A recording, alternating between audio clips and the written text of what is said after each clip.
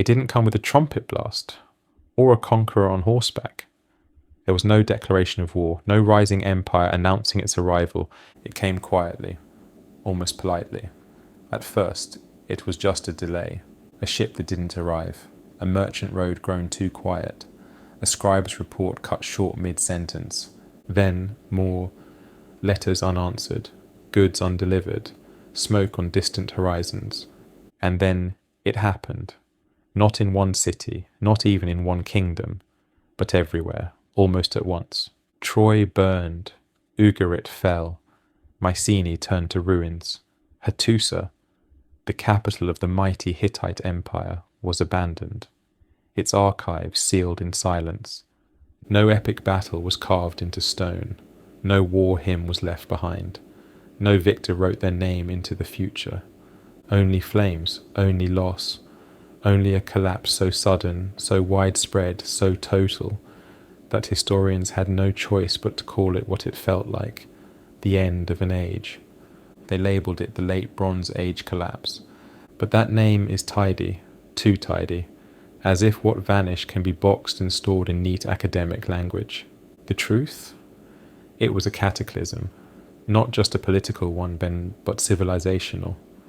The lights went out, and they didn't come back on for nearly 300 years. The ancient world, a world of palaces and ports, of scribes, libraries and engineers, disappeared, not faded, not evolved, vanished, as if someone had pulled a curtain over history, and behind it, emptiness. How could it happen? How could so many civilizations, Egyptian neighbours, Anatolian rulers, Greek kings, all fall within a generation? Some say it was drought, others blame earthquakes, or internal rebellions, or a domino of collapsed trade. Maybe all of them played a role, but the strange thing is, the chaos was too synchronized, too precise. Letters from this period still exist, barely. Clay tablets scorched by fire, unearthed in half-melted archives. One from Ugarit, read like a whisper before drowning. They are here, the enemy is at the gates. My lord, save us. It was never sent, found still in the kiln, waiting to be fired. The city burned before it could be delivered. Who were they? Egypt, the only major power to survive the collapse, offers a name: the Sea Peoples. An enemy from the sea, foreign, restless, impossible to stop. Rameses III fought them, according to the Great Wall carvings at Medinet Habu. He claimed victory, but even Egypt would never be the same. And the Sea Peoples, they left no homeland, no language, no great city, no royal line, only ruin. Their story, if it was ever told, was buried along with the ones they defeated. It was as if the Bronze Age had been hunted by ghosts. Scholars still argue, still debate, still speculate, but the evidence refuses to align. Cities that collapse show signs of deliberate destruction, yet no invading army. Cultural centres gone without a trace of occupation. Trade systems destroyed with surgical precision. It's as if the past was erased, not lost. And who erases the past without taking credit? Who ends kingdoms without seizing their crowns? That's the question that keeps echoing through time. A storm came, but it left no thunder, no raindrops, only the scorched earth where once the world had stood. And in that void, only silence. A silence that lasted for centuries. No great literature, no towering monuments, no global trade, no recorded memory, just fragments, ashes, and whispers. Whispers of a name that might not even be real. Sea Peoples, a placeholder, a myth built on gaps. But what if that silence wasn't a mistake? What if it was the plan? What if the storm that swept the Bronze Age didn't just destroy civilization, but hid it? What if the greatest cover-up in ancient history wasn't about who lived, but about who never wanted to be remembered? This is the beginning of a mystery older than memory, and a question we were never meant to ask. It didn't decay, it didn't erode, it didn't slip away slowly like most empires do, over decades of war, poverty, and slow forgetting. The Bronze Age died almost instantly, as if someone flipped a switch. The world that had once been brilliant with bronze, shimmering with trade, literacy, architecture, and complexity, suddenly went dark. This wasn't decline, this was disappearance, a vanishing. From Greece to Mesopotamia, from the Nile Delta to the Anatolian Plateau, entire kingdoms crumbled, as if they had been knocked down by a single invisible wave.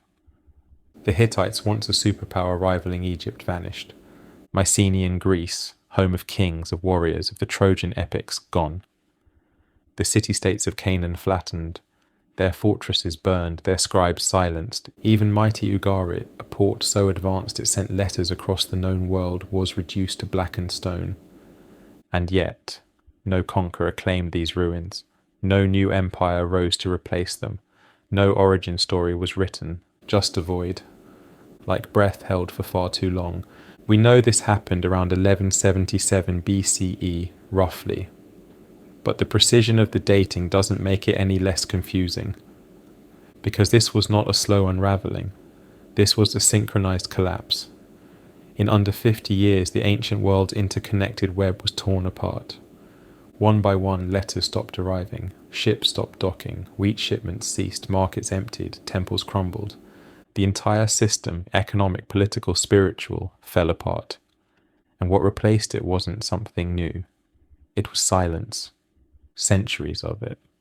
This era is often called the First Dark Age, but that phrase feels too clean, too academic, too removed from the horror of what actually happened.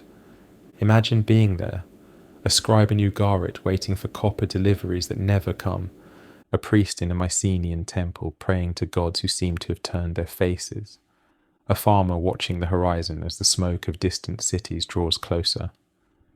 And no one can explain why. You wake up one day in civilization and fall asleep in ruins. Archaeologists find traces of this trauma. Walls hastily reinforced, wells poisoned, grain stores burned. Some buildings were abandoned mid-use, pots on stoves, documents unfinished, tools dropped in hallways. It wasn't gradual, it wasn't planned, it was flight, panic, something too large to stop, too strange to understand. And the scariest part?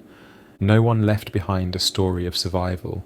No king wrote an account, no poet sang the fall, no tomb boasts of triumph. It's as if the entire world turned away at once. Or was turned away. Many theories exist: earthquakes, volcanoes, climate change, invasion, plague. But none of them alone can explain the coordination. Why did so many systems fail at the same time? Why did all these cultures, vastly different, some even enemies, collapse together? Some point to the sea peoples, others whisper of internal revolts, but deep down we're still guessing, still assembling fragments of a picture that refuses to reveal its face. And maybe that's the point. Maybe this wasn't a natural disaster. Maybe this wasn't inevitable. Maybe it was engineered, not just to destroy, but to erase, to reset, to wipe the slate so thoroughly that even memory couldn't survive. Because what vanished wasn't just cities. It was identity. It was continuity. It was the link between ancient and modern, cut like a thread. And in the centuries that followed, humanity had to relearn what it once knew. How to write, how to forge, how to organize. It's as if someone turned off the light and made sure we forgot where the switch was. This was not the end of an empire. It was the end of an era. And the beginning of a silence we're still trying to break. The Aegean once shimmered, not just with water and light, but with commerce, culture, and promise. It was a highway of ambition, a constellation of cities dotting coastlines like jewels, each linked by ships, by trade, by diplomacy, written in cuneiform and sealed in clay. But then came the smoke. It rose in spirals above cities that once hummed with life, and it did not drift gently. It billowed, it blackened skies. It marked the end of a world that had once seemed indestructible. Troy, immortalized by Homer yet grounded in history, burned, not once, but several times. And layer after layer of ash tells a story without a narrator. Was it a war of passion, a siege born of betrayal, or just one city in a much bigger storm? The walls were breached, the temples ransacked, bodies buried beneath rubble, and nearby the capital of the Hittite Empire, Hattusa, suffered the same fate. This wasn't a border skirmish, this was annihilation. One of the greatest powers of the Bronze Age, with its sprawling archives, its armies, its engineers, gone. No conquest, no successor state, no king to declare I won. Just emptiness. Its royal citadel was burned, its archives never reopened, and the silence that followed has never been explained. Further south, on the coast of modern-day Syria, Ugarit, a city of scribes, poets, and seafaring merchants, vanished almost overnight. We know it wasn't slow. We know because of the letters, clay tablets found in the rubble, half-written, never fired, never sent. In one, a desperate plea. The enemy ships are here, the city is lost. No response ever arrived because the sender and the recipient were both destroyed. It's as if someone lit a match and dropped it into the heart of the known world. But who and why? There are no manifestos, no victory carvings, no names sung in triumph. Only the phrase, sea peoples, carved into Egyptian walls like a question. They came from the north, Rameses III wrote, from every land united. But that's all. No identity, no homeland, no clear motive. It's almost as if they didn't want to be remembered, and perhaps more unsettling. Perhaps they weren't outsiders at all.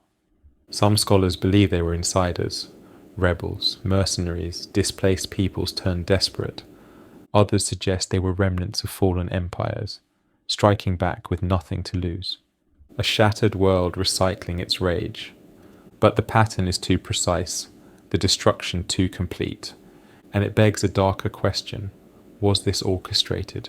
Was there a force, hidden, strategic, that wanted to level the playing field, to erase the records, to burn the libraries, to end memory itself? Because history isn't just written by the victors, sometimes it's deleted by those who plan never to be found. The Aegean didn't just suffer war, it suffered amnesia. The gods fell silent, the scribes disappeared, and the waves kept washing over the ashes. For centuries nothing rose in their place. A civilization reduced to smoke, a world reduced to rumour. All that remains today are ruins, their charred stones half buried, their secrets locked beneath layers of dust. And still, we dig. We search for the match, the hand that struck it, but no fingerprints remain, just the smoke, lingering unclaimed, drifting across time like a warning no one heard until it was too late. They never signed treaties. They never carved monuments to themselves. They left no scrolls, no epic poems, no declarations of war. And yet, they appear again and again in the most unexpected places. Whispers. Just that. No grand introduction, no lineage. Only a name, etched into Egyptian stone like a shadow moving at the edge of firelight. The Sea Peoples. A name we gave them, or perhaps one we inherited from a culture that was desperately trying to describe the indescribable. Rameses III, last of Egypt's great warrior pharaohs, etched the warning into the walls of Medinet Habu. They came from the sea, he wrote, from the isles in the midst of the great green. Not one people, but many, a confederation, a wave with no single face. The Shurden, the Shekelesh, the Peliset, the Lukka, names that feel familiar, and yet dislocated. Were they pirates, mercenaries, displaced nations, or something else entirely? A force not bound by borders, but by intent? Rameses claimed victory, said he stopped them, said Egypt survived. But even his tone feels like someone trying to convince himself. Because what kind of enemy forces a king to build a temple just to record a single battle? And more importantly, why do the Sea Peoples disappear from history right after that? No follow-up, no annexed territory, no records of enslavement, tribute, negotiation. They come, they burn, they vanish, like a storm, or a cleansing, or a design. Their presence wasn't isolated to Egypt. Their impact was felt across the Mediterranean. From Cyprus to the Levant, from Anatolia to Crete, traces of destruction align with the periods in which these sea peoples are said to have arrived. But here's the problem. No one else mentions them, no Babylonian texts, no Hittite archives, no inscriptions from the ruined cities they supposedly attacked. Only Egypt. One nation speaking of many. One surviving voice describing a cacophony no one else lived to explain. And maybe that's the point. Maybe the Sea Peoples weren't a group, but a tool, an idea, a cover story to mask something deeper, a convenient name for a collapse too complex to understand. When the world ends, we need monsters, we need names, we need enemies, even if they never really existed in the way we imagined, because an anonymous collapse is chaos. But a named enemy, that's order, that's closure. But listen carefully. The whispers tell a different story. They suggest that the Sea Peoples might not have come from without, but from within. Displaced soldiers, unpaid mercenaries, disillusioned vassals abandoned by a crumbling world order. A backlash, a revenge, a reckoning, or perhaps they were something older, something that had waited, watched, and struck when the moment was right. Because when civilizations get too confident, too spread out, too dependent, they become vulnerable, not to armies, but to silence, to systems unraveling, and in that silence the Sea Peoples emerged, not as conquerors, but as ghosts. And the question we keep asking, who were they, might not be the right question at all. Instead, maybe we should ask, who wanted them nameless? Who needed the world to forget what came from the sea? Because the whispers remain, scattered in temples, etched in fading glyphs, hinting at a force the ancient world couldn't contain, and we still don't understand. They were more than raiders, more than migrants. They were a mystery meant to endure, not in records, but in questions, and that is the only legacy they ever needed. He stood before the storm, not with fear, but with calculation. Rameses III, the last great pharaoh of Egypt, watched as the world beyond his borders fell into ruin. He had seen the messages, he had heard the pleas, from cities once powerful, now reduced to smoke and sand. The Hittites, gone, Ugarit, burned, Cyprus, ravaged, every ally, every rival, consumed by the same wave. But this wave didn't crash with water, it came with sails, with bronze blades, with silence. And so the pharaoh prepared. He did not wait for them to reach the heart of his kingdom. He met them at the edges, along the delta, where the Nile kissed the sea. We know this not from fable, but from stone. At Medinet Habu, Rameses carved his memory into the temple walls, not as a boast, but as a warning. A procession of warships, foreign invaders in strange dress, curved swords, horned helmets, chariots crashing onto beaches, and a single line that echoes through time, they came from the sea. Who were they? Rameses names them, sort of. The Peliset, the Shekelesh, the Denian, the Checker, the Weshesh. But these names are shadows. They don't match kingdoms. They don't align with known languages, known cities, known kings. They are identifiers without identities. It's as if the pharaoh was labeling a dream. But this dream brought fire, and blood, and ruin. He claims victory. His walls say the enemy was crushed, that Egypt stood unbroken. But if you read between the lines, you'll see fear. Not just fear of defeat, but of something worse, something unknown, something that refused to behave like an army should. The Sea Peoples didn't conquer and rule, they destroyed and disappeared. And what kind of enemy refuses to occupy? The Medinet Habu inscriptions show Egyptian ships entangling enemy vessels with hooks, not for naval supremacy, but desperation. To stop them from reaching the shore, to keep the infection at sea. And yet, some did land, some fought, some died, some vanished into Egypt's borderlands, never to be mentioned again. Rameses called them a conspiracy, a coalition of lands and peoples that had never worked together before. And maybe that's true. Maybe they were survivors from crumbling empires, displaced and furious, ruthless and vengeful. But even that theory feels too neat, because their arrival was not random. It was surgical, strategic. They didn't sack just any city. They went after the heart of the Bronze Age system, trade hubs, diplomatic centers, archives, temples, places that connected, places that remembered, places that could have warned us. Gone. And yet Egypt survived. Barely. Its grip on its own provinces weakened, its economy shattered, its gods silent. Rameses had won, but he had not triumphed. The storm passed, but Egypt would never be the same. And the Sea Peoples never seen again, not as a coalition, not in records, not in legend. It's as if they had one purpose, to break the world and then vanish. So, who were they? Some say Sardinians, others say Greeks, some think they were the Hebrews or the Philistines or the ancestors of lost tribes wandering through the pages of forgotten history. But the truth is harder and stranger, because Ramesses didn't describe an army of men. He described a force of nature, unrelenting, wordless, everywhere.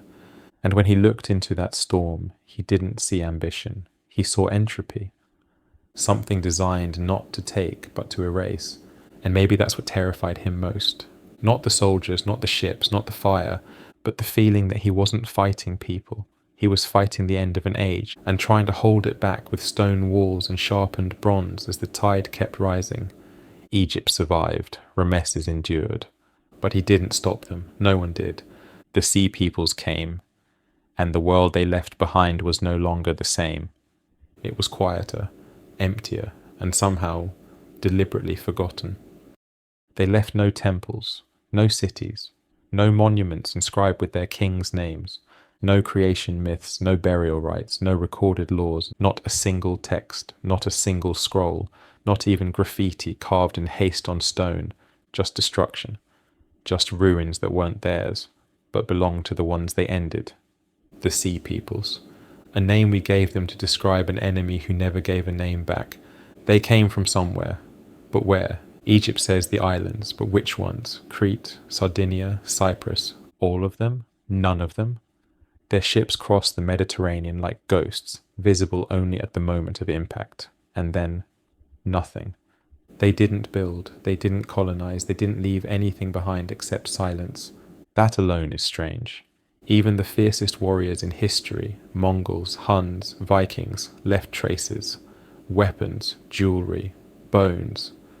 But the Sea Peoples, no swords to identify, no coins, no homeland, no dialect etched into clay. We've scoured ancient ports, we've sifted through layers of ash, we've followed the burn lines from city to city, and still they vanish. What kind of people leave no past? Some say they were a loose coalition, refugees, displaced survivors of failing kingdoms.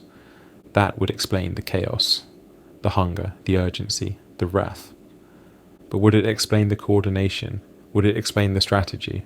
How could a group without common language or leadership wage a campaign so effective that it brought down an age? Others suggest they were mercenaries, soldiers turned scavengers, once employed by kings, then left unpaid and furious when kingdoms collapsed. But even mercenaries leave trails, even exiles tell stories. And then there's a darker idea, that the Sea Peoples were never people at all, but a story, a mask, a term used by survivors to describe something they didn't understand or were forbidden to describe. What if Sea Peoples was a cover, a phrase meant to redirect blame, to simplify a horror too vast to explain? If every record of them comes from one place, Egypt, can we trust that record? Or was it propaganda? A king's attempt to control the narrative as the world collapsed around him? Because sometimes, when you can't explain the enemy, you invent one. And if no one else is left to tell the story, your version becomes the only one. The Sea Peoples became a catch-all, a placeholder, a ghost army used to explain the unexplainable. But there's one more possibility, and it lingers like a shadow behind every excavation. What if they erased themselves on purpose? What if their anonymity was their weapon, their advantage, their design? What if they were never meant to be remembered, only felt? A force that moved through history like fire through dry grass, burning fast, burning completely, leaving no trace of who held the torch. And maybe that's why we still speak of them in hushed tones. Because deep down we know this wasn't just a group, it was a phenomenon, a rupture, a reset. Not of bloodlines, but of memory. And when you erase your past, you become untraceable, you become myth, you become untouchable. And perhaps that's exactly what they wanted. It was a city that breathed ink, not just walls and markets, but scrolls, tablets, and words. Ugarit was a hub of communication. It linked empires. It recorded trade, treaties, prayers, and fears. Its scribes wrote in multiple languages. They knew Babylonian, Hittite, Egyptian, Hurrian. It was multilingual, multicultural, modern, even by today's standards. And then it vanished, not faded, not declined, but gone, almost overnight. What makes Ugarit different is how much it said before the silence. We don't have to imagine the fear, we can read it, carved into clay with desperate fingers. A letter was found buried in the rubble, unfinished, never fired, never sent. It reads, "The enemy ships are already here, our city is burning, we are alone." And that's where it ends. That fragment is one of the last things Ugarit ever said. A city caught mid-sentence, a thought interrupted by flame, its temples, its palaces, its archives, all reduced to ash. The buildings weren't looted, they were destroyed, deliberately, systematically, and like someone wanted not just to win, but to erase. Archaeologists found storerooms filled with cuneiform tablets, thousands of them. Many were perfectly preserved because the fire that consumed the city baked the clay hard, but others, the ones not yet fired, cracked, shattered, disintegrated under centuries of dust. And among those shards are the things we may never know. Who came, why they attacked, what Ugarit saw in its final moments. This wasn't a siege drawn out over months. There are no signs of starvation, no defensive trenches. It was fast, like lightning, like thunder with no warning. And yet, there was enough time to write, which means the end was sudden, but seen. That's what haunts historians. Someone watched as their world crumbled and tried to speak, but no one answered. The message was trapped in clay, buried beneath rubble, unread for over 3,000 years. Ugarit was a node, a connector of cultures. Its fall wasn't just the end of a city, it was the snapping of a thread in a vast, intricate web. And the collapse spread outward like a ripple. Trade routes fell apart, diplomatic ties dissolved. Other cities, smaller, weaker, followed Ugarit into silence. It was a warning, and a prophecy, and perhaps a pattern, because what happened in Ugarit didn't stay there. It echoed, it repeated, and it still whispers through every excavation. What enemy moves so quickly, so quietly, that even a scribe with a stylus can't finish his plea?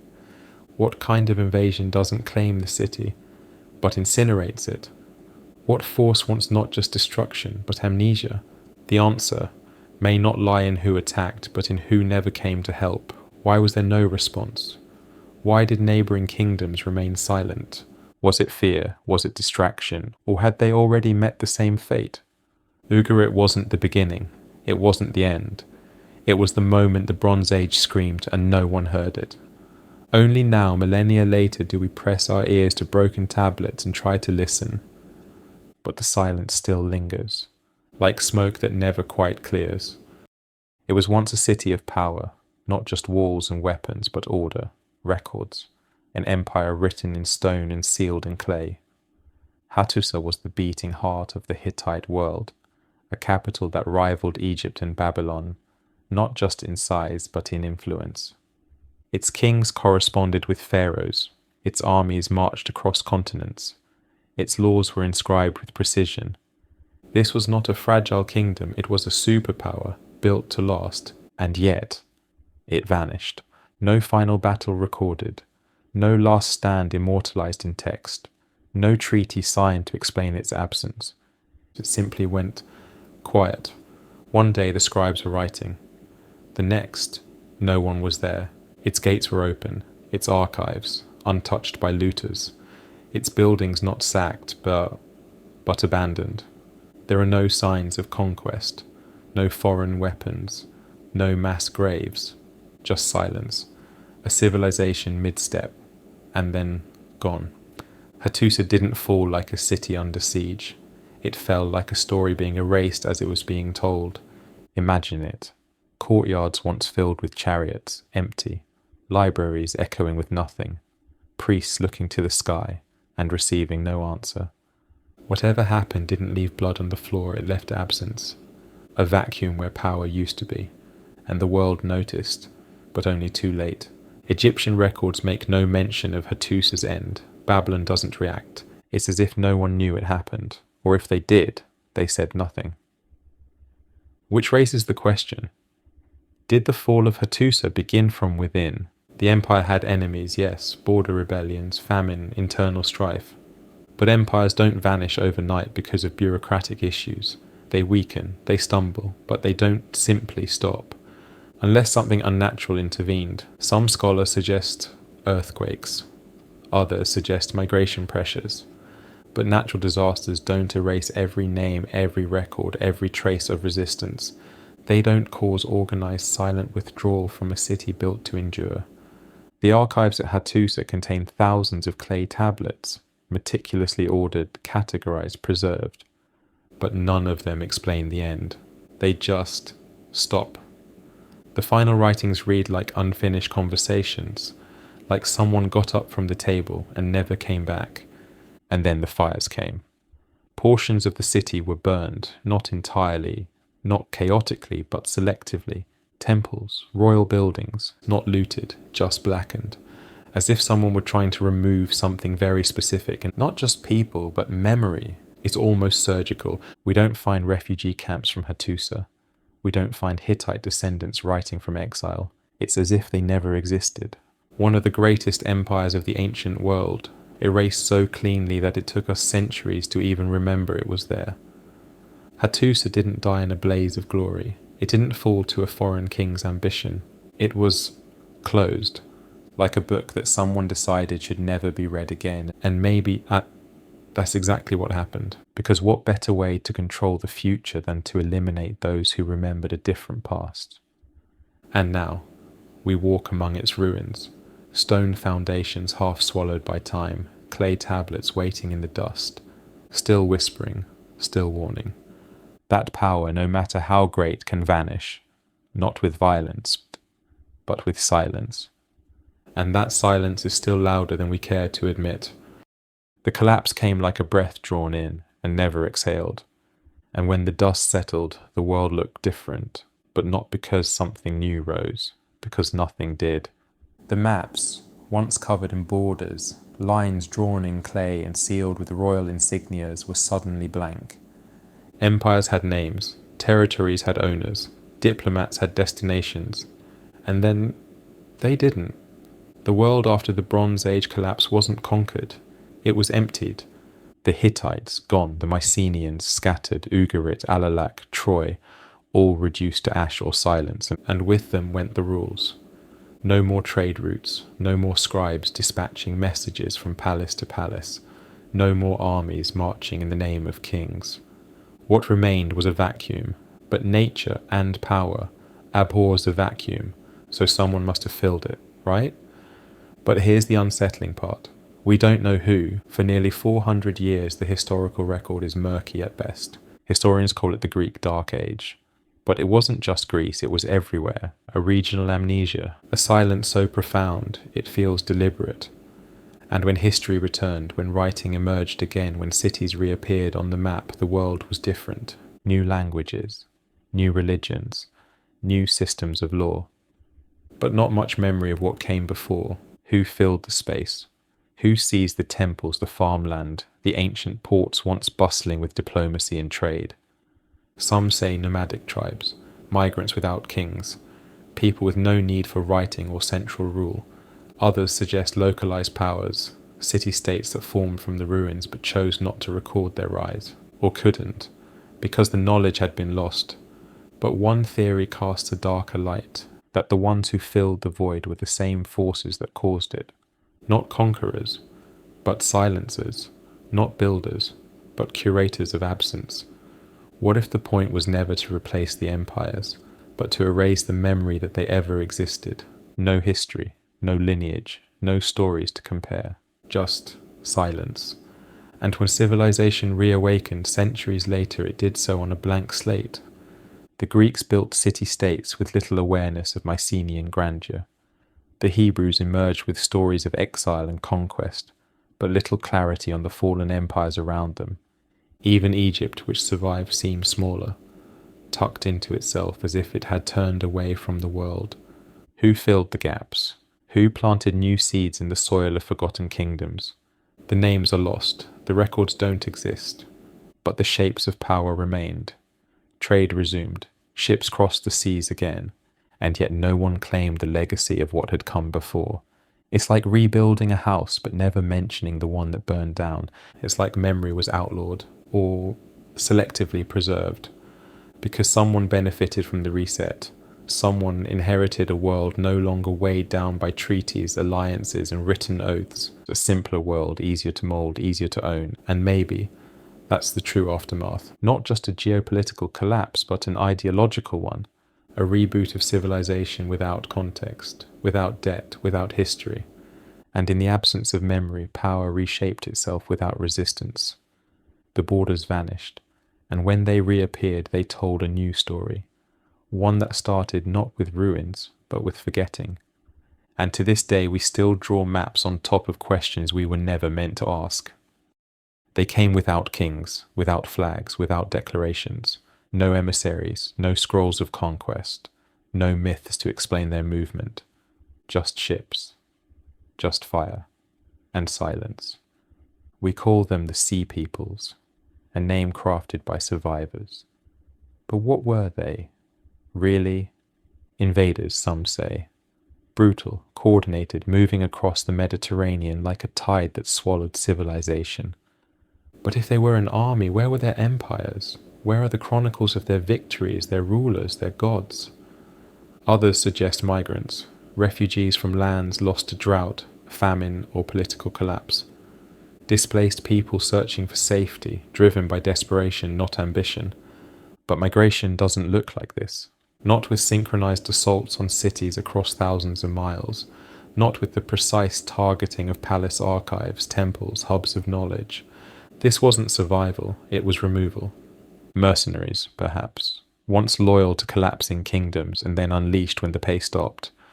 That could explain their skill, their weapons, their coordination, but it doesn't explain the void they left behind. Mercenaries take. These forces ended. What we see isn't conquest, it's interruption. It's as if they wanted to push a reset button on civilization. And maybe they weren't a people in the way we understand. Maybe they were a movement, a reaction, an idea given form in ships and steel.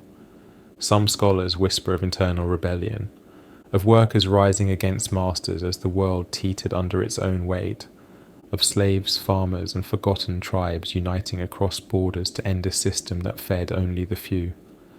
But who taught them to strike together, to move with such precision, to disappear so completely? And then there's the stranger theory, that the Sea Peoples weren't just one thing, but many, unconnected in origin, but linked by intent. A convergence of collapse, like dry brush catching fire across the landscape, not from one spark, but from the heat of a world burning at both ends. And in that chaos, something ancient awakened. Not a nation, not a tribe, but a force. Not supernatural, but systemic. An unraveling that moved like wind through sails, igniting every fault line history had tried to patch over. The Sea Peoples, if they were real, didn't arrive. They emerged from within the systems, from beneath the surface, from all the corners of the world where suffering had built like pressure beneath stone. And when the moment was right, they moved. Not to conquer, but to collapse. And once their work was done, they receded, like the tide they were named for. No graves, no monuments, no stories passed down, just questions. Were they mercenaries, migrants, or something more elusive? A symptom of a world too interconnected, too unbalanced, too blind to see the end coming. Maybe they weren't the cause, maybe they were the cure, or maybe they were simply what happens when a civilization forgets who it left behind, and those forgotten finally remember how to rise. Bronze was more than a metal. It was the heartbeat of an age, a shimmering alloy that built empires, armed legions, and carved names into stone. It was how kings held power, how scribes etched memory, how cities defended their walls.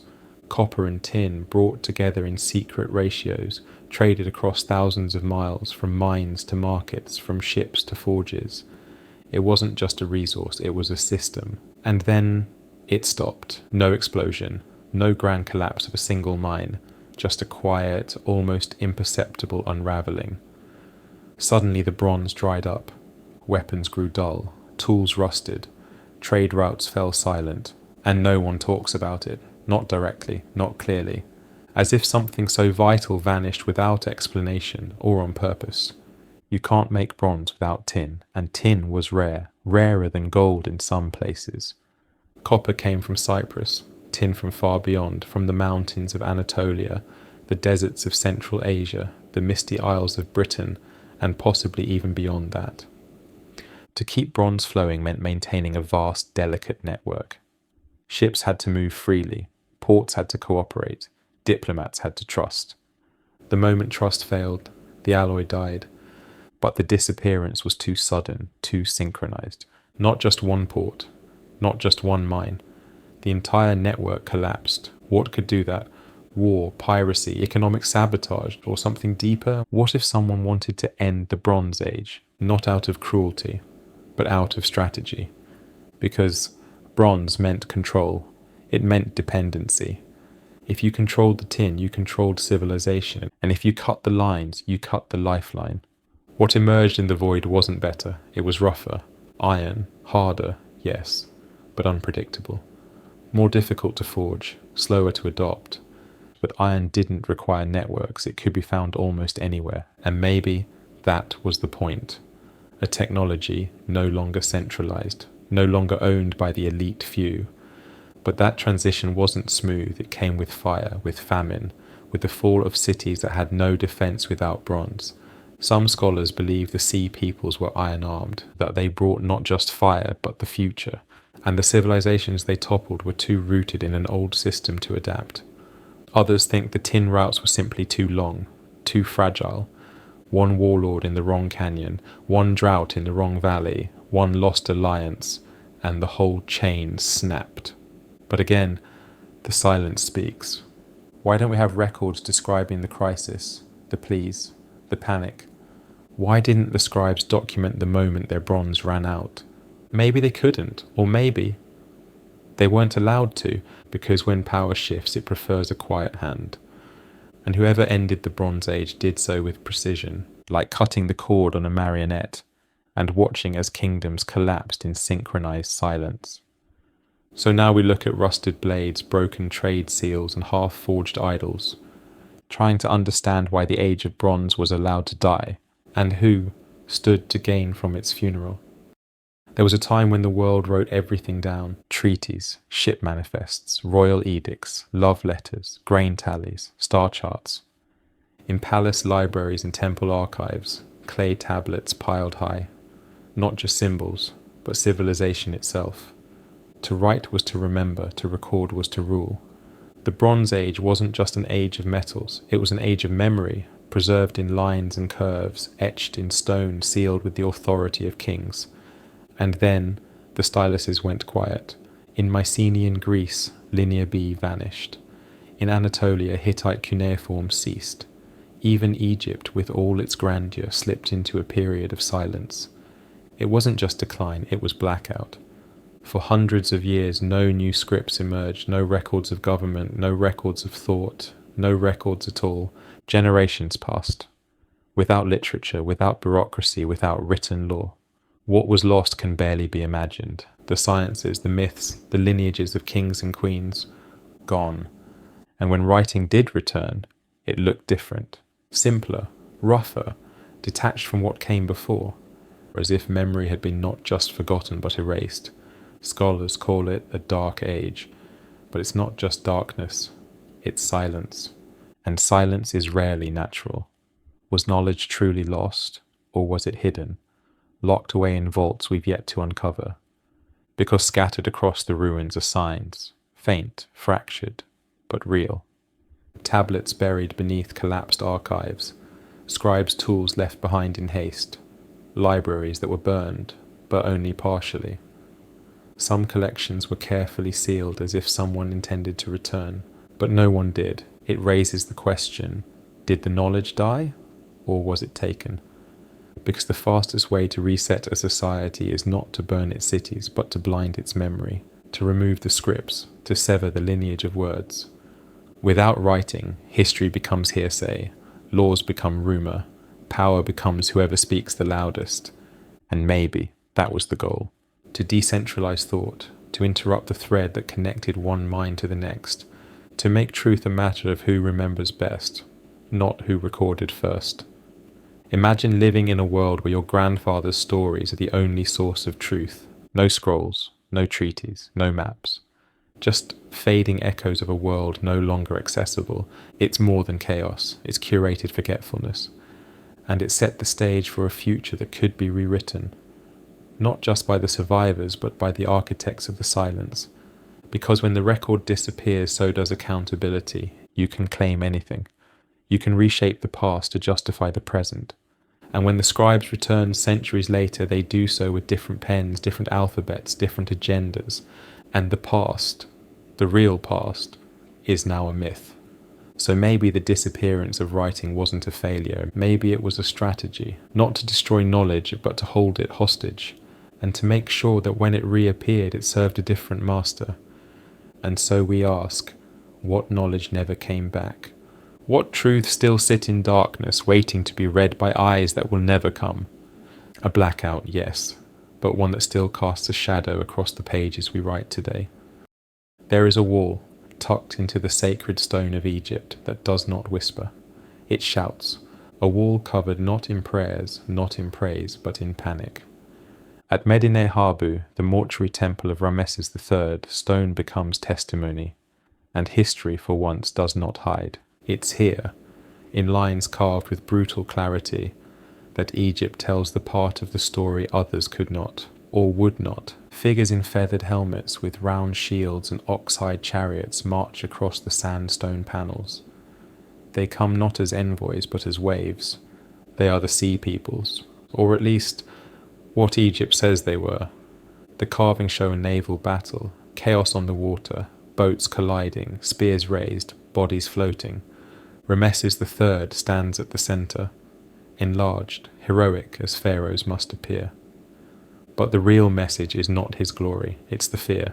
The inscriptions speak plainly. The foreign lands made a conspiracy. No land could stand before them. They came from the sea. And yet, they were stopped, here. So Egypt claims, but is it a victory?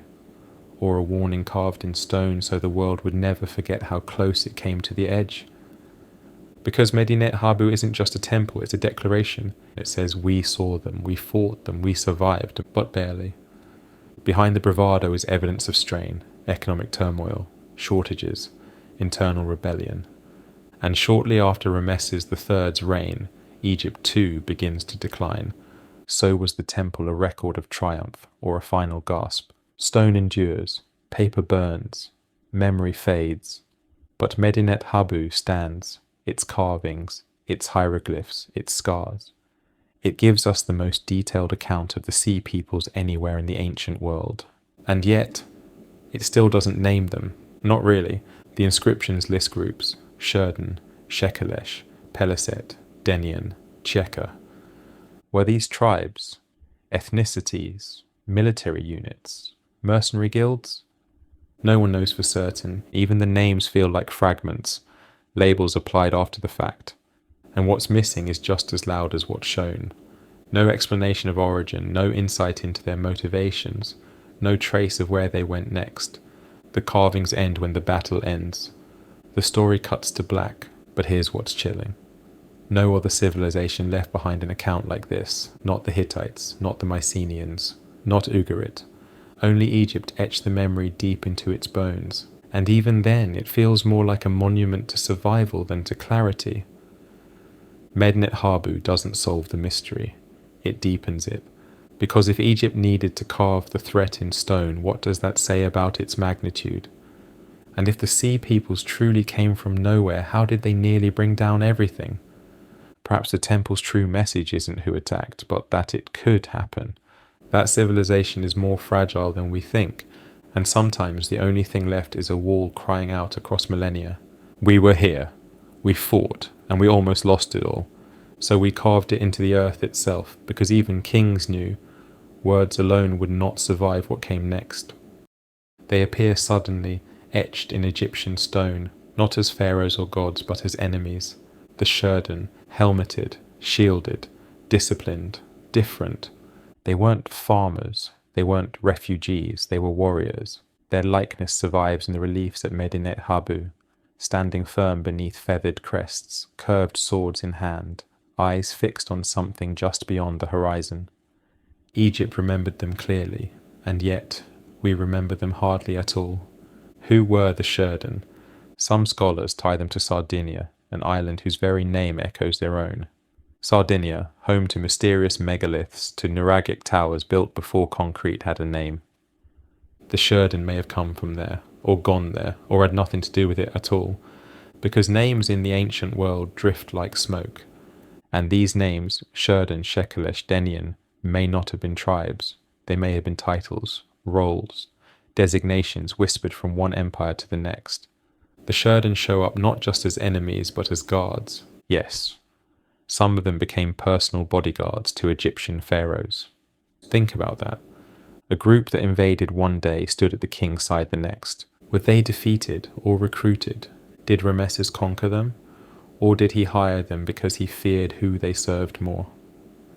The Shurden fought with curved swords, axes, and circular shields. They moved with training, with structure, not like a horde, like a military. And military forces don't appear from nowhere, that they are shaped, funded, directed. So the question becomes, who trained the Shurden? Who armed them? Who commanded them before Egypt co-opted their loyalty? Some suggest they were pirates, sea raiders from the central Mediterranean, preying on weakened trade routes in the twilight of the Bronze Age. But pirates don't change history. Not at this scale. And pirates don't wear uniform armor. Others think they were displaced warriors, mercenaries turned restless when their employers fell.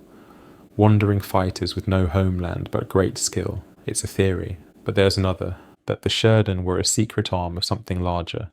Not a tribe, not a kingdom, but a force meant to destabilize, to strike from the sea, burn the records, and vanish. Their appearances are rare, their name often grouped with others, never clearly defined. That's not coincidence, that's design.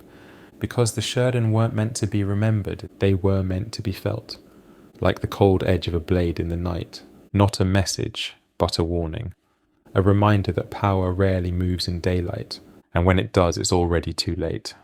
So the Shurden may have come from Sardinia, or they may have been sent through it. They may have been warriors, or instruments, or both. What's left behind is a handful of images, a few ancient words and ruins, always ruins, and a sense, quiet and persistent, that the Shurden were not alone. They were one part of a shadow that fell over the Bronze Age, not by accident, but by intent. And like all shadows, they moved swiftly, disappeared easily, and left behind a world struggling to remember what had just been lost. The ancient world knew the sea, but it did not master it. At least, that's what we've been told. Bronze Age civilizations hugged the coastline, sending narrow vessels across short routes. Oars, not sails. Timber, not triumph. They crossed waters, yes, but they feared the open deep. And yet, on the walls of Medinet Habu, on shards of painted pottery, in whispers pulled from shipwrecks, a different picture emerges. Ships that shouldn't exist. Large, double-masted, with complex rigging, angled rudders, and hulls that suggest they could cut through waves not just along the coast, but across the Mediterranean itself. This isn't local fishing craft, this is engineering. Intentional, advanced, and it didn't come from Egypt, because Egypt's own vessels depicted beside these foreign ships look archaic in comparison, simpler, functional, yes, but not dominant. The ships of the sea peoples, if that's who they were, show an understanding of wind, of ballast, of naval tactics that seem centuries too soon. These were not rafts of desperation, these were fleets of precision. So who built them? Could the sea peoples have come from a place where seafaring had evolved beyond the known world? Some point to the western Mediterranean, to Sardinia, to the Balearic Islands, even to lost settlements off the coast of Iberia. Places where megalithic cultures had long faced the sea, not as barrier, but as highway. Others whisper of civilizations yet unnamed, of peoples whose stories never reached the scribes, whose languages left no trace, but whose ships left a shadow on the historical record. Because the remains are there, underwater wrecks with construction methods not aligned with Egypt or Greece or the Levant. Timbers joined not by primitive lashings but by mortise and tenon, planks curved and sealed to resist the open ocean, and cargo not just of grain or oil but of weapons, bronze by the bundle, blades, spearheads, armour. These ships were not merchants, they were messengers of something the world was not ready for. And still, the mainstream record hesitates, because to accept the presence of such ships is to admit that knowledge once moved more freely and more fearfully than we believed. And perhaps it didn't move in service of peace, because these vessels didn't just arrive, they brought fire, cities burned in their wake. They weren't explorers, they were executors. So if these ships were foreign, then the collapse of the Bronze Age was not a local disaster. It was global, or at least larger than we thought. And if they were local, then it means the people we believed to be primitive were anything but. That they had mastered the seas in ways their neighbours hadn't, and chose to use that mastery not to trade, but to erase. We look at the depictions now, centuries later, and we wonder how. How did they build these? How did they sail them? But maybe the better question is, why were they forgotten? Because it's one thing to lose a ship, it's another to lose the knowledge of how to build it. That's not decay, that's deletion. And when knowledge disappears, especially knowledge of movement, of reach, of power, it's rarely by chance. It's because someone wanted the next world to forget how far the last one had come. And so the ships remain, frozen in stone, buried in sand, half rotted in saltwater graves, echoes of a sea that once belonged to minds bold enough to command it, and dangerous enough to erase everything in their path. Some names echo through history, carved deep into stone, guarded by monuments, whispered by time. Rameses, Seti, Thutmose. But there are others, kings who once held the crook and flail, who once commanded armies, offered tribute to the gods, raised their eyes toward the rising sun, and then were swallowed whole by silence. The forgotten pharaohs, not forgotten by accident, but removed, erased, smoothed from the stone as if they had never worn the crown at all. Why? Because they failed? Because they witnessed something they were not meant to explain? Because they stood in the path of a storm and could not hold the line? In the years when the sea peoples arrived, Egypt teetered. The gods were still worshipped, but the temples grew quiet. The Nile still flowed, but the grain stores ran low. Pharaohs ruled, but with shadows in their eyes. The records thin, the inscriptions grow vague, the grand pronouncements shrink to prayers, and yet some names remain. Rameses III, his walls scream defiance, his image larger than life, immortalized in the stone at Medinet Habu, but others, those who came just before, or just after, have left behind little more than dust. Some ruled for only a season, others left tombs unfinished, titles half chiseled, faces deliberately scratched from reliefs. This was more than historical erosion, it was deliberate forgetting, a purge of memory, an intentional quieting. Because when a king fails to protect the land, when he sees cities fall and cannot stop the fire, he is no longer divine. He is dangerous. He becomes a crack in the illusion, proof that the gods may not be watching. And so the scribes, the priests, the record keepers, they strike his name. They bury it beneath new dynasties, new rituals, new lies. But sometimes the truth remains in fragments, in a broken statue found deep beneath the sand with its nose sheared off, its cartouche defaced, in a half-written papyrus, discarded in a tomb never completed, in the quiet shift in burial customs, as if the kings no longer trusted they'd be remembered at all. Who were these forgotten pharaohs? Perhaps men like Meneptah, who ruled after Rameses the Great and inherited a world already trembling. Perhaps others, unnamed, who held court in Thebes as whispers of war travelled down the Nile. Did they meet the sea peoples in battle? Did they negotiate, offering grain, territory, even tribute to delay the inevitable? And when the tide finally came, did they flee? fall in battle, or simply disappear into the flood of history rewritten. It is a strange thing how the victors write history, but sometimes so do the survivors, and sometimes the price of survival is silence. To forget a king is to unmake his reign. To unmake his reign is to control the story that follows. And so we find ourselves deciphering scraps, reading between the chisel marks, listening for echoes where there should be voices. The forgotten pharaohs are not gone. They are just unwelcome. Because to remember them is to remember the collapse, to remember the truth that even god-kings can fall, that even the most sacred crowns can be lost, not to time but to the fear of what really happened when the sea peoples arrived. Atlantis. The name stirs something ancient, doesn't it? A city of wonder, lost to the waves. A civilization advanced proud, punished. A single moment, a great flood, a divine judgment, a vanishing act wrapped in legend. Plato wrote it down, spoke of a powerful empire beyond the pillars of Heracles that dared to challenge the world, and was swallowed by the sea in a single day and night. For centuries we've searched for it, dived beneath oceans, mapped the Atlantic floor, speculated about Antarctica, Santorini, the Caribbean. But maybe the problem is not where we're looking, maybe it's when. Because the tale of Atlantis isn't just about geography, it's about memory, about something once immense, now barely spoken. A mystery so profound it passed from fact into myth. What if Plato's Atlantis wasn't a city, but a cipher, a poetic retelling of something his ancestors could no longer name but still remembered in fragments? Something older, something real. The collapse of the Bronze Age, a time when empires fell in unison, when great cities, Troy, Ugarit, Hattusa, vanished almost overnight, when trade routes were shattered, languages lost, gods forgotten, when the sea didn't just rise, it invaded, and with it came the sea peoples, nameless to us, but unforgettable to those who faced them. Could the destruction Plato described have been this? Could his ancestors, centuries removed, have taken the chaos of that real collapse and shaped it into allegory? A story to explain the scars their grandparents could not. After all, Plato never claimed Atlantis was fiction. He said it was passed down from Egyptian priests to Solon, to Critias, to him.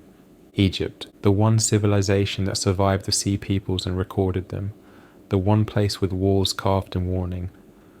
What if those priests told Solon a tale not of a single city but of a world that burned, of kingdoms drowned in flame and silence, of enemies from the sea who could not be reasoned with, only endured? And Solon, a Greek, interpreted the story through his own cultural lens. He imagined a singular city, grand, circular, symmetrical, as the vessel for that memory. But memory rarely respects shape. It bleeds, it fractures, it transforms. And over generations the collapse of an age became the fall of a mythic island. It would explain why we've never found Atlantis, because we've been looking for stone, for walls, for ruins.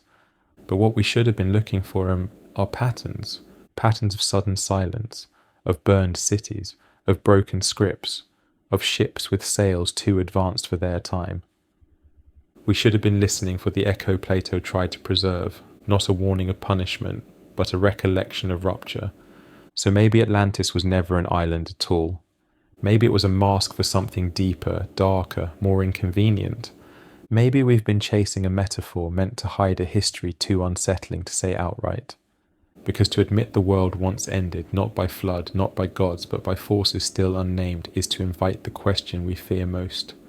Could it happen again? Not in a day, not in a night, but over decades, like the Bronze Age, like now. Maybe the myth of Atlantis was never meant to be found. It was meant to be remembered, so that we'd know when the sea stirs, when the silence returns, when cities start to fall without explanation. That history isn't a straight line. It circles back, and the waves always remember where they've been. Scattered across the ancient world are fragments, not just of pottery, not just of bones, but of meaning. Letters etched where they shouldn't be, languages written in hands that didn't belong to that soil, scripts in strange places. They shouldn't be there, and yet they are.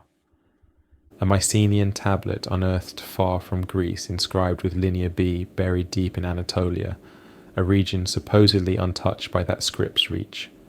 A shard found in the Levant bearing hieroglyphic Luwian, the ceremonial tongue of the Hittites, used not for beauty but for desperation, recorded hastily, as if memory itself were being smuggled out of a crumbling empire.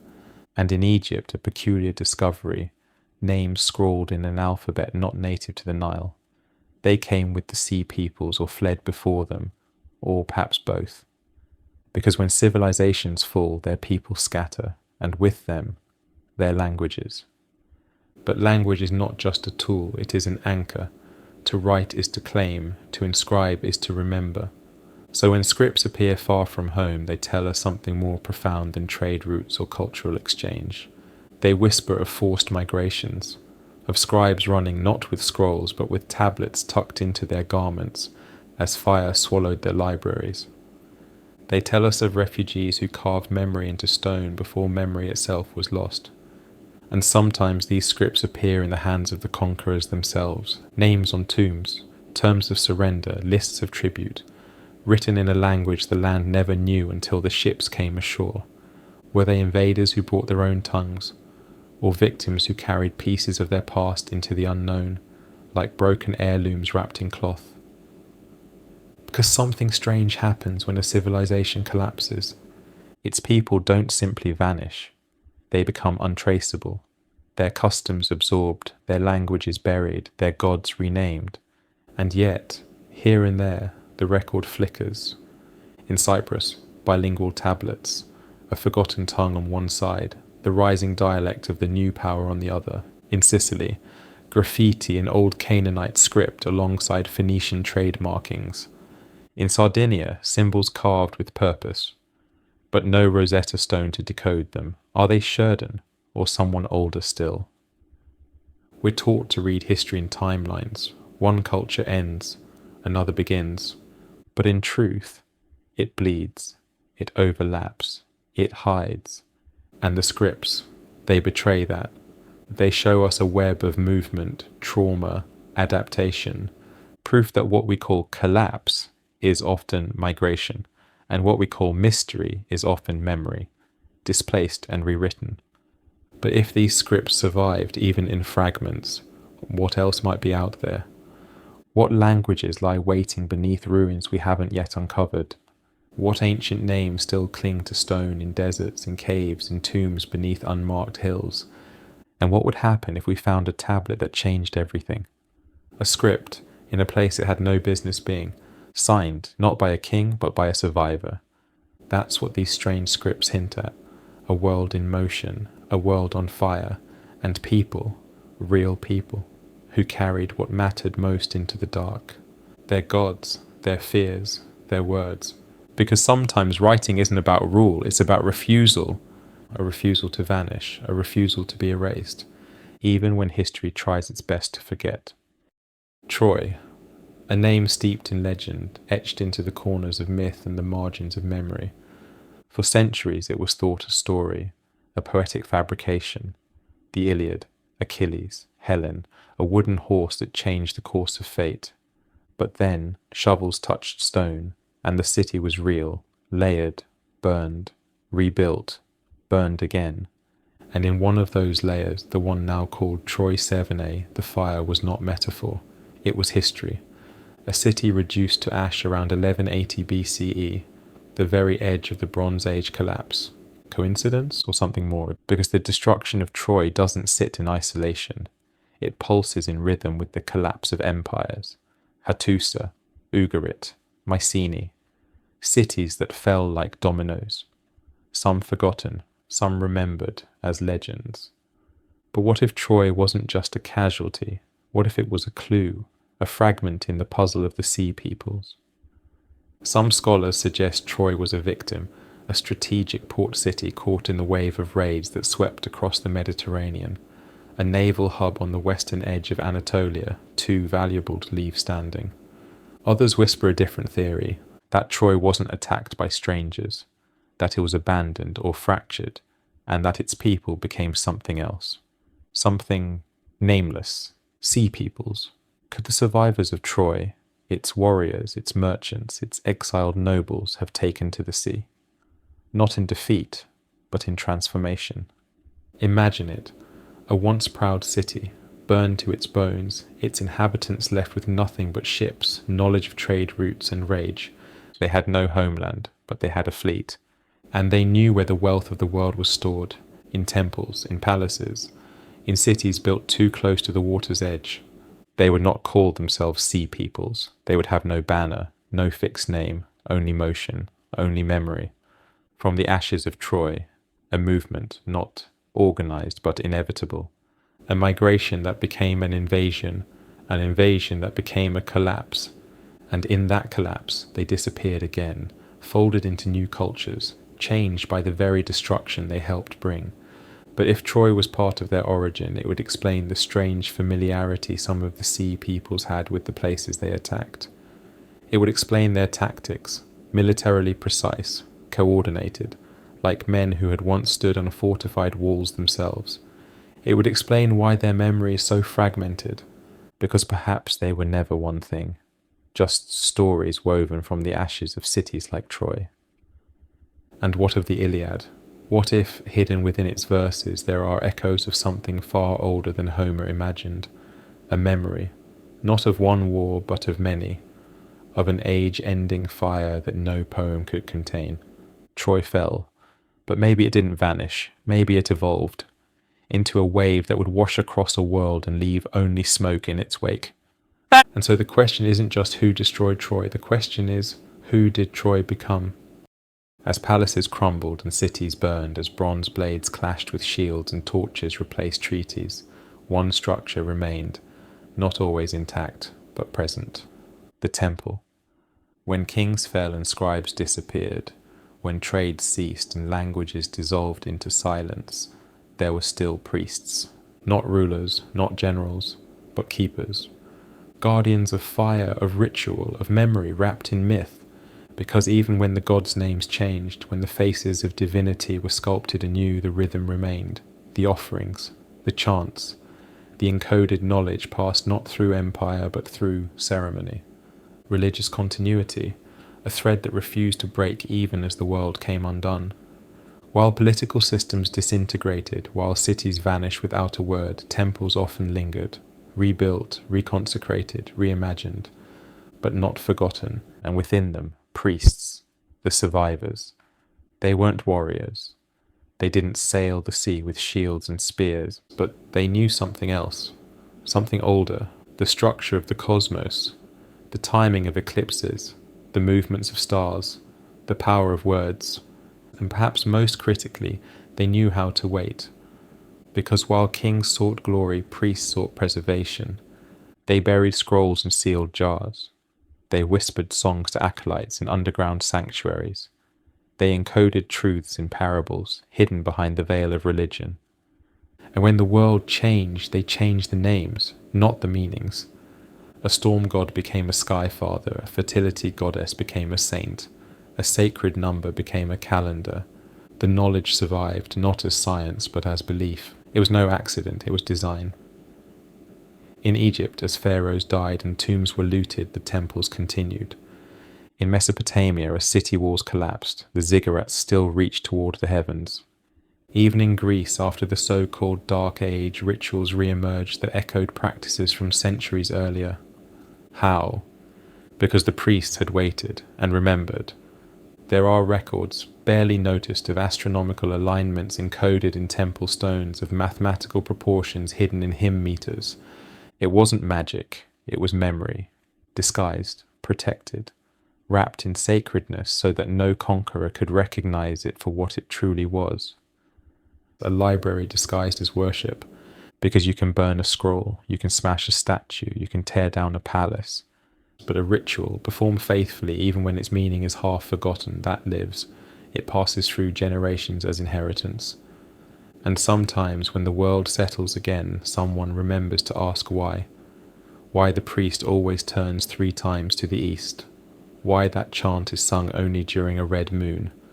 And in that moment, the door cracks open, knowledge reawakens. Not rediscovered, but unburied, because it was never lost. it was kept by the priests, by the watchers in the shadows of temples we now call ruins. But ruins still whisper. So the question isn't whether knowledge survived, it's who decided what would be remembered and what would stay in the dark. And perhaps some of it still remains hidden, not in vaults, but in rituals we call tradition, in architecture we admire but do not understand, in stories we hear but never fully translate, because those priests long gone may have succeeded beyond even their own imagining, not by holding on to power but by holding on to truth. The Minoans, they rose before the great empires, before Hittites, before Mycenaeans, before Egypt had even built its most enduring pyramids. They danced with bulls, they painted walls in colours that still breathe, they built palaces without walls as if they feared no enemy, and then they vanished, not with fire, not with war, but with silence. The eruption of Thera, a wave, a quake, a mystery. But centuries later, when the world collapsed under the shadow of the sea peoples, echoes of the Minoans began to reappear in places they no longer lived. Symbols, architectural patterns, pottery styles, traces, like fingerprints smudged across a shattered tablet. It was as if their culture, though dissolved, had not died. It had gone underground, or rather underwater, and then resurfaced when the world needed it most. The sea peoples were never one group. We know that now. They were a constellation, a scattering of displaced, desperate, or perhaps determined peoples who moved like a tide through the Mediterranean. Among them could have been Minoan survivors, or descendants, or imitators. Because on Cyprus, Minoan designs persisted long after Crete fell silent. In the Levant, clay seals with strange spiral motifs appeared, motifs that once adorned Knossos. Even in Sardinia and coastal Italy, a curiously Minoan flair crept into local designs, as if someone had carried memory across the sea. Not a people, perhaps, but an inheritance. But it wasn't just the art, it was the seafaring. The Minoans were masters of the waves. Their ships moved without fear. They traded with Egypt, with the Levant, with islands whose names have crumbled into salt. They knew the currents, the rhythms of trade winds. They understood how to vanish into the blue and return with silk, with tin, with stories. So if any culture could have formed the backbone of a maritime migration or a maritime resistance, it was them. And then there's the language, Linear A, still undeciphered, still silent, but fragments of its form appear in odd places where it should not have survived, like a voice trying to rise through the noise of history. What if the sea peoples were not just destroyers, but carriers? Carriers of a lost knowledge rooted in Crete, of navigation, of alliance, of something more ancient than the bronze they wielded. And perhaps the reason they erased so much was not because they were invaders, but because they were reclaiming. Because what had once been Minoan had been taken by those who rose in their absence. And when the tide turned, those old bloodlines, those old beliefs, those old skills, they came back, with fury, with precision, and with memory. But not a memory of kings, a memory of balance, of open courts without walls, of art as prayer. Maybe the Minoans never truly vanished. Maybe they were simply forgotten until forgetting was no longer an option. And when they returned, they didn't wear crowns. They wore masks, of sea, of smoke, of myth. We call them the sea peoples. But maybe we've been naming the wave, not the source. Maybe we've been chasing destruction when we should have been tracing resurgence. A final breath from a culture that refused to die, and in doing so, changed the course of history from behind the veil of collapse. When the fires dimmed and the silence settled, when the great capitals of the Bronze Age lay in ruins, when the palaces crumbled and the scribes fell silent, something stirred quietly along the coastlines. Not a conqueror, not a king, but a merchant. The Phoenicians. They did not rise with swords, they rose with sails. While others mourned the end of empire, the Phoenicians studied the ruins. Where others saw smoke, they saw roots, opportunities, open harbours waiting to be claimed. They were not new. They had existed in the margins, trading beneath the shadow of Hittite power, navigating under the gaze of Egyptian might. But in the aftermath of collapse, they slipped into the void. Unchallenged, unnoticed, unstoppable, from Tyre, Sidon, and Byblos they launched a new era, one not of monuments, but of movement. Ships became their cities, the sea their kingdom, and in the chaos of a fallen world they brought something no one expected: connection. Where roads had fractured, they bridged with trade winds. Where languages had faded, they offered contracts, coins, shared scripts. And here lies the curious truth: the Phoenician alphabet, the mother of Greek, and in turn, Latin, emerged in this era of so-called darkness, not in isolation, but perhaps from the inheritance of many forgotten voices. Because the Phoenicians didn't invent in a vacuum, they absorbed, they listened, they adapted. They may have gathered the pieces scattered by the sea peoples, by the displaced, by survivors from Mycenae, from Troy, from Levantine ports long reduced to ash. And with those pieces, they wrote, not just contracts, but culture. The rise of Phoenicia is not a coincidence, it is a clue, a reminder that collapse doesn't end history, it redirects it. And those who understand movement, who live by the tide, not by the throne, are the ones who rise from the dust. The Phoenicians knew how to vanish and reappear. They were not empire builders. They were thread weavers, knotting distant cultures together through trade, through language, through quiet, deliberate presence. And as they sailed west, founding Carthage, mapping stars, trading tin from Britain, cedar from Lebanon, glass, dye, and myth, they carried something older still, echoes of the Bronze Age, fragments of a world that once spanned oceans. Perhaps they inherited more than land, perhaps they inherited knowledge that others lost, navigation techniques that survived the fire, maps whispered by those who fled, rituals disguised as commerce, and maybe, just maybe, they carried not only goods, but stories, secrets, the unspoken truths of what truly happened when the world broke. They never told us, they didn't need to, because their success was the proof. In the aftermath of collapse, when the world became unknowable, they charted it. And while historians debate who caused the fall, the Phoenicians remind us who understood the aftermath. It wasn't the ones who clung to power, it was the ones who flowed with the changing tide. And in doing so, they became the silent heirs of an age no longer remembered, but still, somehow, felt. From the charred remains of once great cities, a new metal emerged, heavier, darker, sharper, iron. It didn't shine like bronze, it didn't gleam with glory, but it endured, and slowly, almost quietly, it changed everything. The Bronze Age, with its intricate alliances and far-reaching trade, had relied on something deceptively simple: tin, a rare element, difficult to find, essential to bronze. Tin from distant lands, hauled over mountains, sailed across seas, passed from hand to hand, until it reached the forge. But when the networks collapsed, so did the tin, and with it an entire world. Yet iron was different. It could be found in many places. It required no vast network of trust, only fire, only patience. But here's the mystery. Ironworking existed before the collapse. Small pieces, experimental tools, sacred daggers buried in tombs. It wasn't new, it just wasn't dominant, not yet. So why, after centuries of bronze, did iron suddenly rise? Was it necessity, a desperate pivot, or something more deliberate, something guided? Because iron is not easy, it demands higher heat, more skill, a longer learning curve. You don't wake up from the ruins of an empire and immediately master a more difficult craft. Unless you already knew, unless someone had already begun to prepare for the shift, perhaps in secret, perhaps in places untouched by the worst of the collapse, or perhaps among the very people we call mysterious. The sea peoples, the displaced, the forgotten.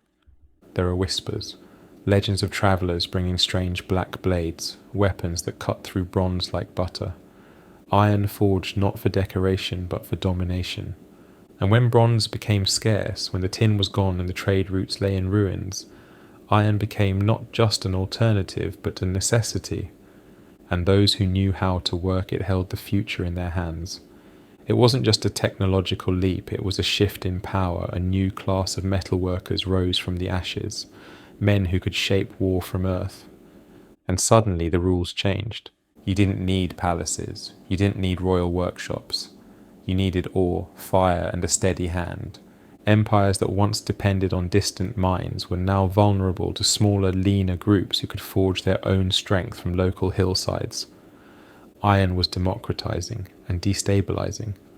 And yet it spread, like a spark catching dry grass, from Anatolia to the Levant, to Greece, to Italy, to beyond.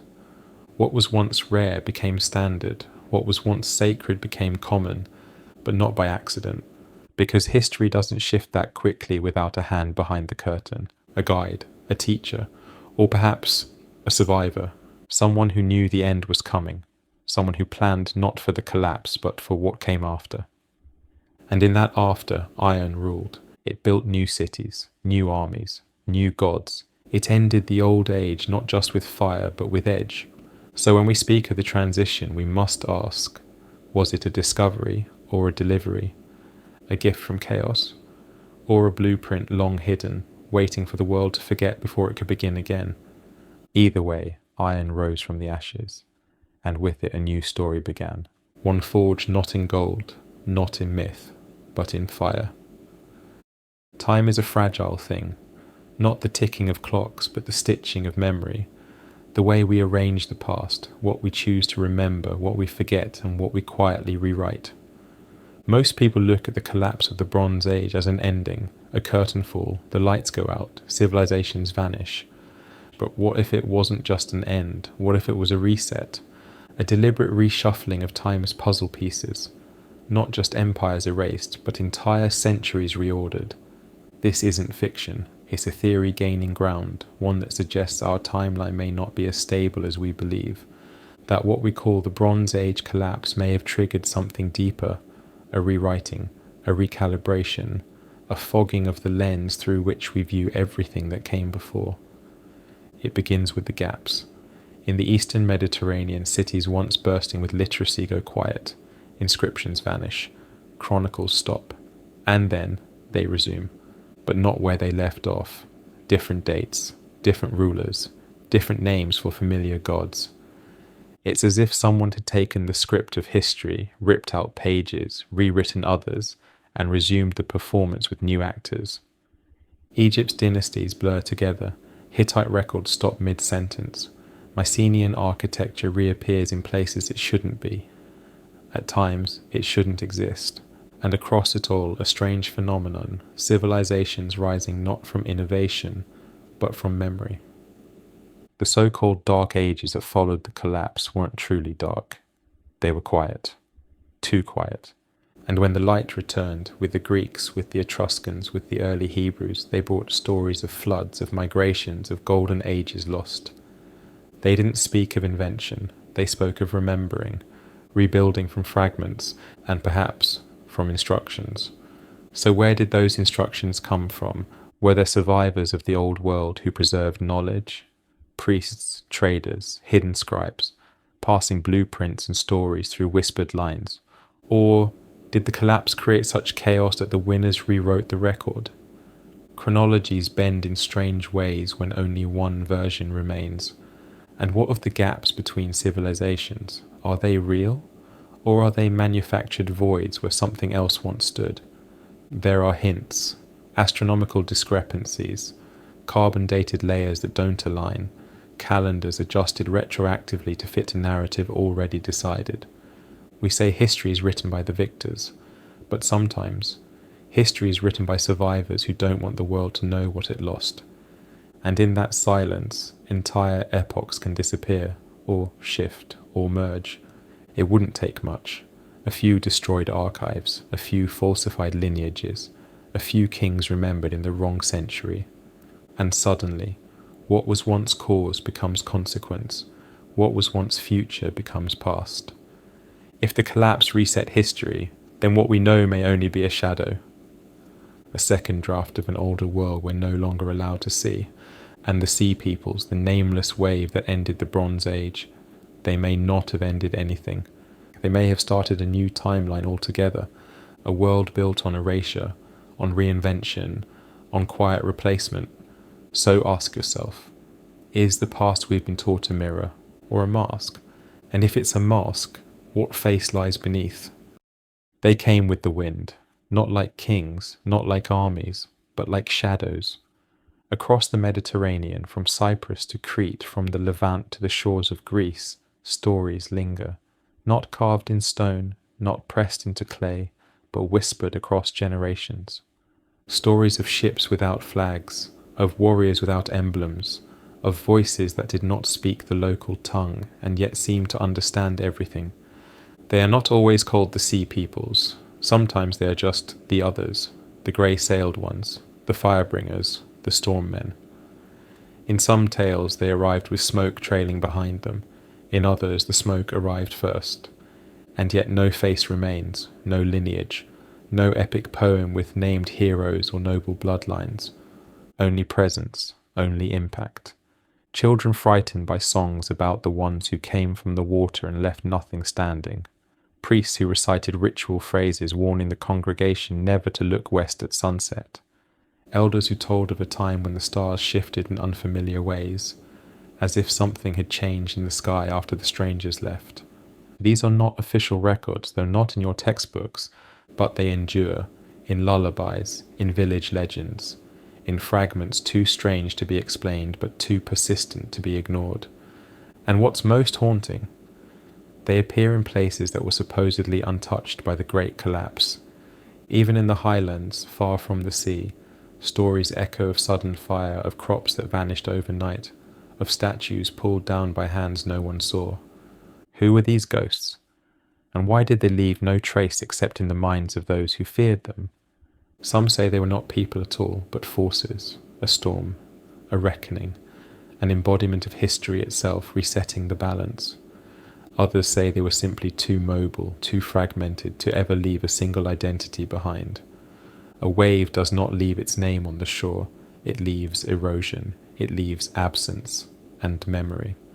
Perhaps that's what the sea peoples truly were, not a people, but a trauma. A scar that cut across an entire sea and was inherited in silence. Because some things are too large for one culture to claim. And some invaders are never meant to be remembered clearly because clarity would make them human, and maybe they weren't, not in the way we think. They were an event, a convergence, a moment where the world shifted and didn't shift back.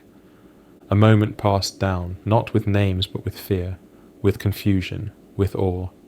And even now in quiet coastal towns there are ruins without names, walls that don't match the styles of local stone, anchors found far inland, bones without burial customs, ghosts, still watching, still unspoken, still threading their silence through our histories. Because not all memory is written, not all truth is carved, some truth drifts, on salt air, in lullabies, in the places we avoid when the sea is too quiet. And if you listen, really listen, you might hear them, not their names, but their echo, the unnamed ones, the ghosts of the Mediterranean, still sailing just beneath the surface. Not every silence in history is ancient. Some are recent, fresh, manicured. A trowel touches something it shouldn't. A strange layer beneath the city's collapse. An inscription out of place. A tablet too advanced. A ruin that doesn't match the narrative. And just like that, the dig ends. Funding vanishes, permissions are revoked, reports go unpublished. Across the Mediterranean, from Greece to Turkey, from the Nile to the hills of Sardinia, there are stories, quiet, unsettling stories, of scholars whose discoveries challenge what we're told to believe. They didn't claim aliens, they didn't cry conspiracy, they simply found things that didn't fit. A carbon date that placed a city 100 years earlier than it should exist.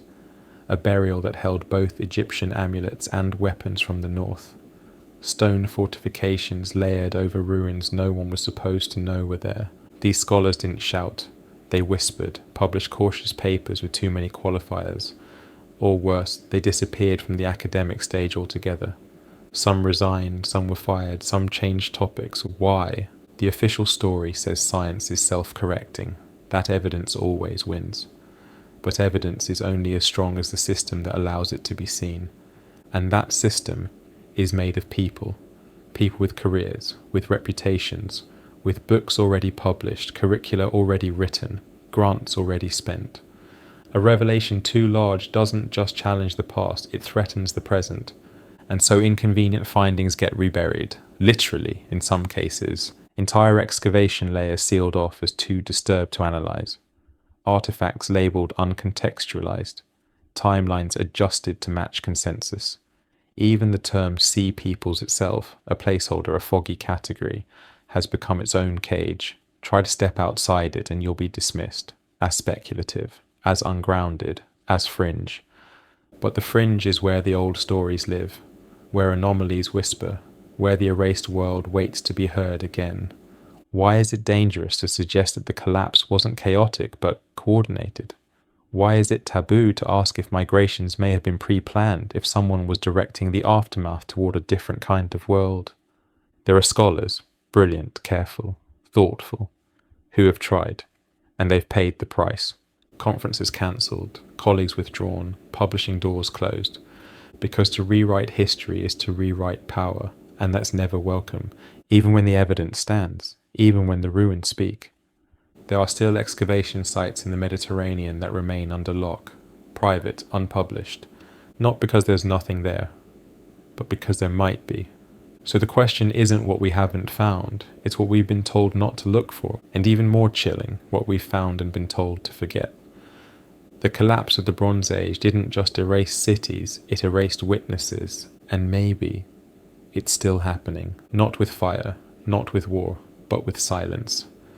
Academic, institutional, polished and polite, but no less final.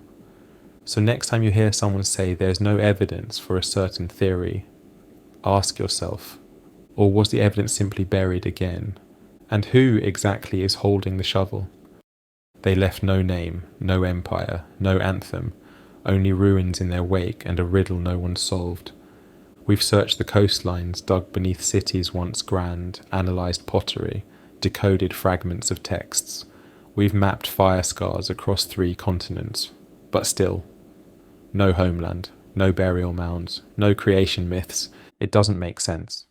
Not if the sea peoples were just invaders, not if they were conquerors, not if they were anything like the civilizations they supposedly destroyed. But what if they were something else entirely, not forgotten, not erased, but self-erased? What if they chose anonymity? What if it wasn't failure that left us no record, but intent? Because to be remembered is to be held accountable. To be named is to be claimed. You become part of someone's history. You're categorized, contained, explained. But to be anonymous, to move through time like smoke, that is power of a different kind. Imagine a people who had seen the writing on the wall, who watched kingdoms grow fat, walls rise high, bureaucracies swell with pride, and realized the collapse was coming, not someday, now. So they moved, not as one army, but as a tide, fragmented, coordinated, not to build a new empire, but to level the playing field, and then vanish. Because sometimes you don't want your name carved into stone, you want it to be air, untraceable, unclaimed, free. That's not barbaric, that's strategic, revolutionary even. And there are clues, carvings where the faces are deliberately chiseled off, not by enemies, but by the artists themselves. Pottery with symbols, but no signatures. Mass graves with no ritual, no identity, no claim. This is not negligence, this is design. A civilization that chose not to be a civilization as we define it, not bound by place, not bound by legacy, but bound perhaps by philosophy. Because if you don't leave a record, you control your story. You can't be rewritten. You can't be weaponized by future kings who twist ancestry into propaganda. You become a ghost by choice. And in that haunting, you survive longer than any monument. Look around today. Our world is built on data, on names, on traceability. But the sea peoples? They became the storm and left no signature in the sand. They were the unarchived, the unnamed. And maybe that's why they still unsettle us, because we want the past to make sense, to be categorized, to follow cause and effect. But some things, some people refuse that. They live outside the margins, in the silence between empires, not erased, but erasing. And in doing so, they challenge the very idea of legacy. What if memory isn't power? What if forgetting yourself is how you stay free? And so they remain, not in textbooks, but in the smoke over ruined palaces, in the lullabies of coastal villages, in the questions no one can quite answer. They are the shadow that reset the world, not because they failed to be remembered, but because they succeeded in never being known. That is not collapse, that is control. They vanish from history, but not from memory, not entirely, not completely, because something about the sea peoples lingered, not in temples, not in monuments, but in stories, sacred stories, passed from mouth to mouth until they became scripture. Look closely and you'll find echoes. In the Bible, tales of sudden invaders from the sea, enemies without kings, roving tribes that bring destruction then disappear. The Philistines, for example, a people not native to Canaan but arriving suddenly with foreign weapons, foreign gods, foreign customs. Archaeologists now suspect they were among the sea peoples, and yet the scriptures don't explain where they came from, just that they came, that they were powerful, that they changed everything. In Judges and Samuel, the Philistines are a mystery, familiar yet alien. And the Israelites? A people born in a time of chaos, escaping one empire, settling in the ruins of another. The Exodus, the wandering, the conquest of a land already weakened by collapse, all of it unfolds in the same window of time as the Bronze Age's end. Coincidence or convergence? Because the Bible isn't the only text to carry these shadows. Greek myth tells of foreign peoples who came from the sea after Troy burned, of warriors with no nation, only ships, of founders of cities who arrive mysteriously and bring change. Even Egyptian records, those that name the sea peoples, they don't describe them as simple enemies. They call them a confederation, a coalition, an assembling of peoples from elsewhere. And then there are the flood myths, not just in Mesopotamia, not just in the Bible, but everywhere. Stories of a world washed clean, of civilizations erased, of knowledge lost and then slowly returned. Some scholars believe these are metaphors for real events, for times when fire fell instead of rain, when cities collapsed like waves, when memory had to be rewritten to fit the new order. And within that rewriting, the sea peoples became monsters, villains, myths, stripped of their complexity, reduced to shadows. But the whispers remain, in oral tradition, in scattered references, in warnings passed through scripture about strangers from the sea who bring fire and silence. Not every ghost leaves a footprint, some leave a parable. And that's what may be left of the sea peoples, not a history, but a lesson. About pride, about impermanence, about how quickly the mighty fall when the unknown comes knocking, and perhaps about how the unnamed always outlast the named. Because gods change, kingdoms rise and fall, but fear survives. It shapes our myths, our scriptures, our bedtime stories. So maybe the sea peoples never wanted to be remembered in our records, but they are remembered in our fears, and maybe, just maybe, that was the plan all along. Not to write their names in stone, but to write them in legend. 3,000 years have passed, and still we ask the same question: who were they? We've unearthed cities, catalogued weapons, deciphered clay tablets scorched by fire. We've traced ancient trade routes, analysed collapsed economies, pieced together crumbled temples from lands once thought eternal, and yet the sea peoples remain unclaimed. There are no memoirs, no royal inscriptions boasting victory, no funeral steles carved in limestone, no great tombs tucked into distant hills. Just destruction, coordinated, widespread, and unexplained. And that's what haunts us. Not just the violence, but the silence. It's tempting to call it ignorance, to say we simply haven't found the evidence yet. that the right ruin hasn't been uncovered. That time has washed too much away. But what if that silence wasn't an accident? What if it was built into the plan? We assume that every civilization wants to be remembered, to leave a mark, to be studied, admired, immortalized.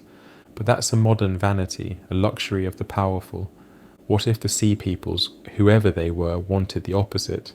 What if they moved between nations not as rulers but as erasers, not builders but unmakers?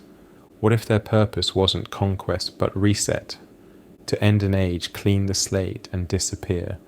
And if that was the goal, they succeeded. Because we're still arguing over the basics. Were they Mycenaeans displaced by disaster? Libyans organized into fleets, outcasts from fallen Troy, a coalition of refugees, mercenaries turned pirates, a cult, a secret society, a whisper carried from city to city like the wind? No consensus, just theories, each one incomplete, each one echoing through the quiet. And the quieter it gets, the louder the questions become.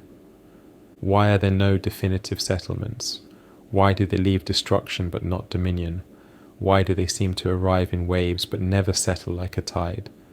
It's as if they knew how history works, how it's recorded, how it's preserved, and they moved around the ink, around the stone, around the record keepers, and when they were seen, they were many, different, confused.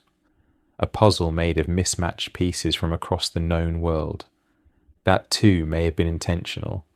A mask worn by many, a pattern designed to defy definition. And now, in a world where data is king, where names are archived, where every story demands a source, they still elude us. And that elusiveness is their greatest victory, because they have outlived every king they toppled, every empire they cracked, every city they left burning behind them. Their story remains not in who they were, but in what they changed.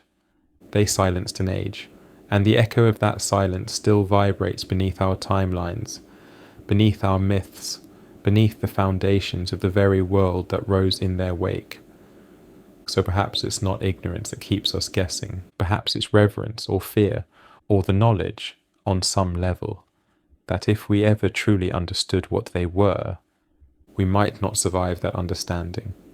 Some stories were never meant to be told, some truths were never meant to be named, and some silences are not voids but veils, still drawn, still intact, still waiting. Maybe they weren't forgotten, maybe they were hidden, not lost, but locked away. Behind walls of silence, beneath layers of ruin, beneath stories that never made it into books. The sea peoples, if that's even who they were, moved through the ancient world like a storm with no eye. They struck capitals, toppled dynasties, burned cities that thought they would last forever.